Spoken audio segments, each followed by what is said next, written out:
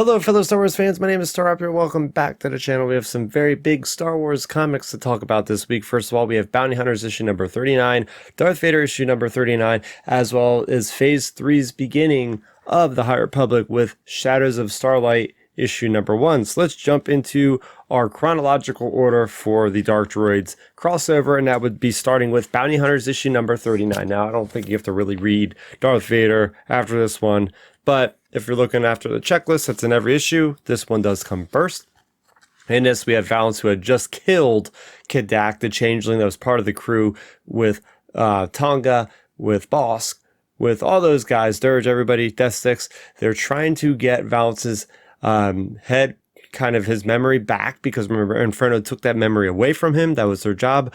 And they took him to this place, and he's not exactly get his memory back. In fact, he got his memory wiped by this guy named Kligson, who is a cyborg as well. And, well, Valance is now basically, for all intents and purposes, a Terminator. He has no emotion. He is just straight up doing as he is told by Kligson. So we get this nice little flashback in the beginning of this issue of the story with Kligson and how he invited the Scourge on board 3 days prior to Tonga and the crew getting there. He invited the Scourge on board as a way for him to reach this evolutionary state where he is going to get the power of the Scourge, and he's doing this with Valance. He's trying to get Valance there to be the token for him to get there. So long story short, this issue is a lot of Valance fighting each member of the crew of their ship, whatever it is called. But yeah, you have Boss fighting him, you have Dirge fighting him. Valance just somehow has much more strength, much more power when he is just his pure form of a cyborg, no emotion, anything. He just is just owning everybody there. Zuckuss gets in there, all that stuff. And then eventually, Valance just simply walks away. So we have this guy, Kligson. Well, he ends up being sacrificed by these Scourge-controlled droids, and yeah, the Scourge just doesn't want Kligson, so Kligson gets killed by Dirge. Meanwhile, we have this Part B story of Lasha that is working for this bounty hunter guild kind of informant guy, and well, guess who shows up on his doorstep to become a bounty hunter? None other than General Vakor. We know Vakor kind of like was up in the running to rule one of these factions of the underworld. And well, she is turned to be a bounty hunter. And she has all these Tuca cats and everything. And obviously she killed Nexu, the pet of Lasha. Lasha is the wife of Tonga. Tonga sent her away. So yeah, we have this nice little kind of alliance, this shaky alliance, because these two characters get together and they're trying to fight off these possessed pit droids. Yes, possessed pit droids of the Scourge.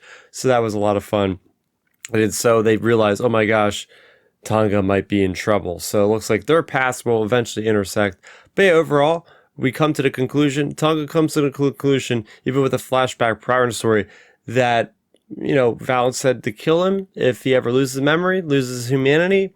And Tonga has come to the decision, this next issue, she's going after Byron Valance, not to save him, but to in fact kill him, because he is a danger to the galaxy. So yes, that's all that happened in issue number 39 of Bounty Hunters. Next up, we have issue number 39 of Darth Vader, also part of the Dark Droids Scourge miniseries. In this, we have Vader, who is fighting this creature called the Optic Terra, which is the Clone Wars separatist droid, and this thing has been possessed by the Scourge, possessed by his old droid Zed, who has now turned cloak on Vader. This is basically a Vader versus giant droid issue. We see Vader just trying to use the Kyberite shield, trying to use the Electrostaff, because he's not got quite his power up to that controlled level yet, but he is given some sense by his little Jedi droid to look into what he fears, what he hates the most.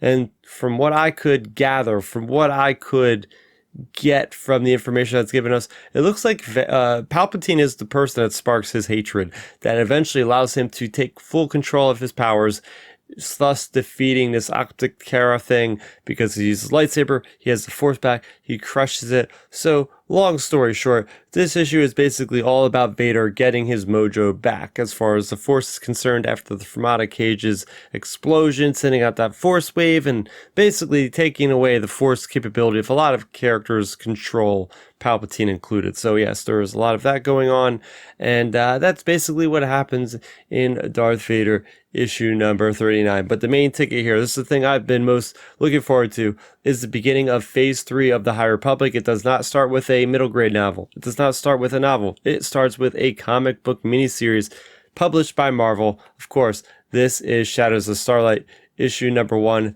This one is called The Guardian Protocol. This is, of course, written by Charles Soule, visionary of the High Republic Architects. This one has the artwork, the famed artwork by Ibrahim Roberson. And in this, we are getting that in-between, right? Phase 1 and Phase 3 of the High Republic are separated by a year. So the idea of this miniseries is it branches that gap, that year gap. So we go from just a couple days after the fall of Starlight Beacon, which is the end of Phase 1, up to about 6 months in this issue. And I think we're going to steadily get closer through the next 3 issues that follow after this. But yes, we get to see everything with the falling of Starlight Beacon and the recalling of the Jedi to the Coruscant, capital of the core. They're taken all from the outpost, and this thing is instilled called the Guardian Protocol. So basically what happens is all the Jedi are expedited in their combat awareness, right? The younglings are able to use lightsabers a lot earlier in their training. Current Padawans have the option of just becoming straight up Jedi Knights out of nowhere, and there are now targeted strikes by the Jedi on certain Nihil strongholds. Remember, a week after of the fall of Starlight, Markion Ro announced to the entire galaxy he is in charge of the Nihil, and he deemed his own territory called the Occlusion Zone in a certain area of the Outer Rim. Anybody that tries to use hyperspace through this area is basically thrown into the void and destroyed, or the Nihil will get to them and destroy them. So we have several characters that are actually stuck behind the Occlusion Zone. Avar Kress, we have Porter Engle that are stuck behind there, as well as other Jedi, I'm sure. So part of these Jedi want to go in there and get them, but then Yoda's saying, oh, they're going to do their best behind that wall because they will provide light to the darkness, sort of thing. We also get a nice little snapshot of this one lightsaber crafter. His name is Master Govena. I think he's new to Star Wars. And he is basically explaining to these people making our lightsabers that, especially this guy named Kirak, and I think it's maybe Kirak and Fela, who is the one who had created or part of the Barash Val in the original Darth Vader Charles Soule series. It's got to be him. It looks like him, younger. But anyway, this Master Govena, this lightsaber crafter, is explaining to his class that, hey, we're not going to make any more elegant, ornate lightsaber hilts anymore because we have to mass produce these things. There's Jedi that are going to need these lightsabers. We can't spend 3 months making a lightsaber hilt. We're going to have to mass produce these things. And when you see the image of these things, they look like sabers from, you know, the prequel trilogy or even the original trilogy. Like Luke's very crude, very practical, but very plain looking lightsaber hilts. So we're already getting to see that transformation. I love that detail of, yes, this is when things start to change. You know, like the Jedi also don't have outposts that are manned by sentience anymore. They're being manned by droids, and when trouble happens, the droids will call to the Jedi and they'll leave the core to go get them. So yes, it's very interesting. This issue is just like a nice plot to kind of fill in the gaps. The biggest thing here is Yoda is back, and Yoda has a character named Azlin Rel, and that might ring a bell for those of you that have dived into Phase 2. This is a character that was 150 years prior, was affected by the Nameless, and had these crazy visions, was hospitalized because of his mental instability.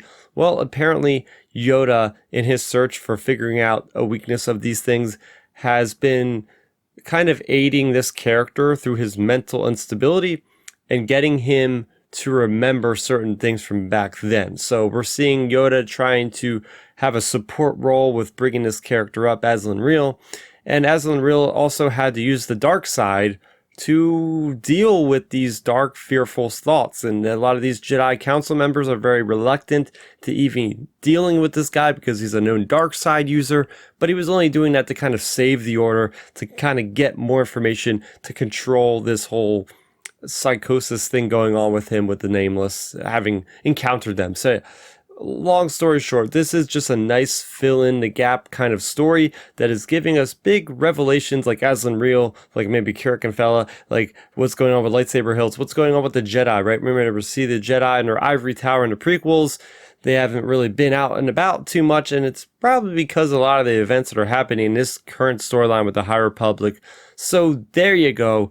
Bounty Hunters issue number 39, Darth Vader issue number 39, and the High Republic Shadows of Starlight issue number 1. What was your favorite? Which one did you really get attached to? Let's talk about it in the comment section down below. Now that the Ahsoka series is over, it is now time for Star Wars publishing. So I will be continuing my deep dives into the Star Wars comics, novels, and more on this channel. Make sure you go ahead and subscribe to the channel if you haven't already to keep track of all the latest Star Wars lore. That's going to do it for me, Starrapter. Thank you so much for watching, and may the Force be with you always. Thanks for checking out the video. Please hit that thumbs up symbol. It helps me know that I'm making content that you guys enjoy. And if you enjoyed this video, I also include 2 videos down below you guys should check out. And please consider subscribing to this channel. It helps support me and it notifies you guys of when I get new videos up on the channel. You can also contact me on Twitter, Facebook, and Instagram at Starrapter.